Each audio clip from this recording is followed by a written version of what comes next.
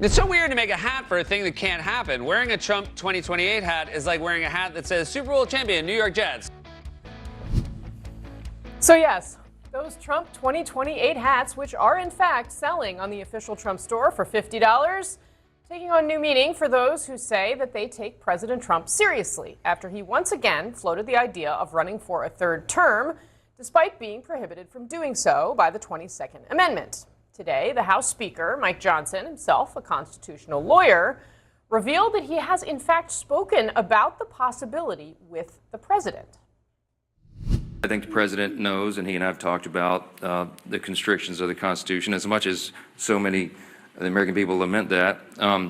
The Trump 2028 cap is one of the most popular that's ever been produced, and he has a good time with that, trolling the Democrats whose hair is on fire about the very prospect. I don't see a way to amend the Constitution because it takes about 10 years to do that, as you all know, to allow all the states to ratify what 2/3 of the House and 3/4 of the states would approve. So I don't see the path for that.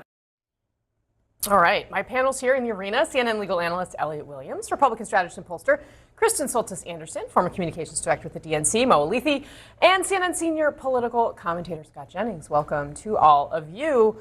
Scott Jennings, you're on the record talking about what you think about the possibility of the president running for a third term. And I should note, we do have our text chain here is going to provide some additional commentary on this as we talk about it. I found it remarkable that the speaker acknowledged that he had spoken with the president about the quote-unquote constrictions around this. And it really seems to speak to this question of whether or not this is just a massive troll or something the president's actually thinking about. What do you think?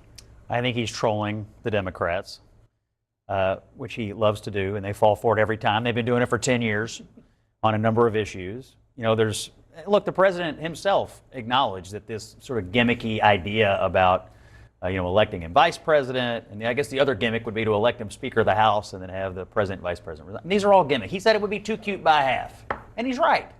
He's not going to need a third term. He's had two very successful terms, I'm sure, by the end of 2028. But I think this is a troll. I think people are unnecessarily falling for it, and I think they're probably selling a ton of hats because of it, and they're laughing the entire time it's happening. Let's watch what Senator Tommy Tuberville said about this, just because I think it speaks to this big question of how seriously should this be taken. Watch.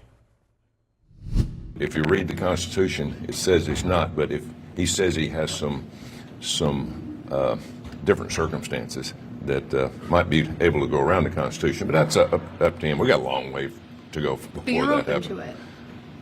Well, I think that there's going to have to be an evaluation from President Trump's viewpoint to the Constitution. There'll be a lot of legal aspects to it. Will it happen? It's very unlikely, but don't ever close the book on President Trump. I mean, Scott, he seems to be much more open to it. And I guess the thing I can't help thinking about is the weeks before January 6th of 2021, when I was on the phone with people like Lindsey Graham, who would say, you know what, just let him have his moment. Just let him work through in public the fact that he didn't win the election. Let him contest it. Let him try it in the courts. It'll all be fine in the end. And we learn later that there actually is a lot of stuff going on behind the scenes with electors in the states. And then ultimately there's a mob that shows up at the Capitol on January 6th. And a lot of that talk about how none of it should be taken that seriously turned out to really not be the correct way to look at it. Do you think something like that could be happening here? I mean, certainly Tommy Tuberville has laid, he's one Republican, but he's laid out what you could see as the ensuing logic. What would you do? I mean, how would you run?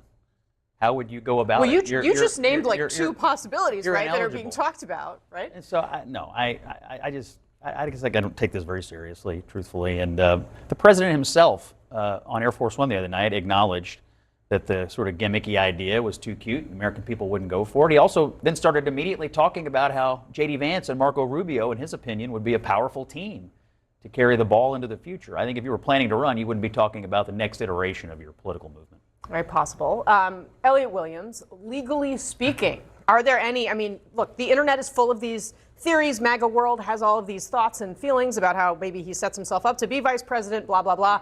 Is there a legal road around the 22nd Amendment that doesn't involve the 10-year process of changing the Constitution? There's a legal road around anything in the United States if you're willing to just disregard the Constitution. And I just think, sure, it can happen if people don't stop it, right? But I agree with Scott fully. This is a troll. This is the kind of thing designed to make Democrats' hair explode. It's also a test at the same time for congressional Republicans. And each time one of them is asked, does the president have the right to do this? If the answer is anything other than no, they're either trolling the Republicans, trolling the public, trolling Democrats.